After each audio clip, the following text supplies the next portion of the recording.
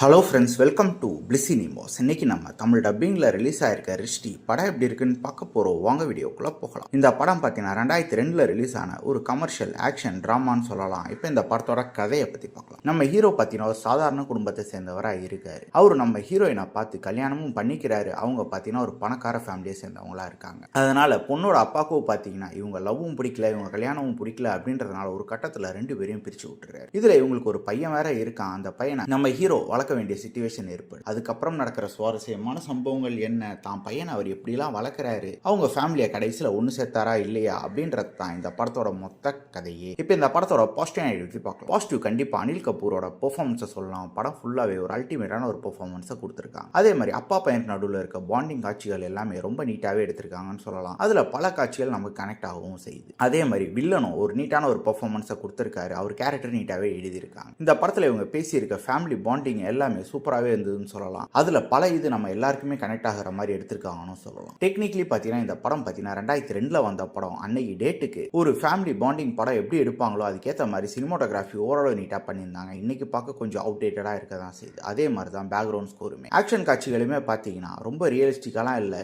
எடுக்கணுமே அப்படின்ற மாதிரி எடுத்த மாதிரி தான் இருந்தது. இவங்க படம் ஃபுல்லாகவே ஃபேமிலி பாண்டிங்கை தான் காமிச்சிருக்காங்க. அது ஒரு சிலருக்கு பிடிக்காம இருக்கிறதுக்கும் வாய்ப்பு இருக்கு. இந்த படத்தோட நெகட்டிவ் பற்றி பார்த்தீங்கன்னா செகண்ட் ஹாஃப் தான். அவங்க இஷ்டத்துக்கு ஏனோ தான் செகண்ட் ஹாஃப்ல கொண்டு போயிட்டாங்க படத்தை, பயங்கர லெங்க்தா. அதையும் தாண்டி பல காட்சிகள் பார்த்தீங்கன்னா நம்ம நம்புறபடியே கிடையாது, எடுக்கணுமே அப்படின்னு எடுத்து வச்ச மாதிரி தான் இருந்தது. அதே மாதிரி ஷில்பா ஷெட்டியோட ரோல் பெருசா எழுதி எடுக்கவே இல்லை. அது ஒரு மிகப்பெரிய டிசப்பாயிண்டடா தான் இருந்தது. மொத்தத்தில் என்கிட்ட கேட்டீங்கன்னா இந்த படம் ஒரு பிலோ ஆவரேஜான படம் தான். வேணும்னா ட்ரை பண்ணி பாருங்க. இந்த படத்துக்கு நம்மளோட ரேட்டிங் கேட்டீங்கன்னா 10க்கு 4 மார்க் கொடுக்கலாம். இன்னொரு வீடியோவில் சந்திக்கலாம். தேங்க்யூ.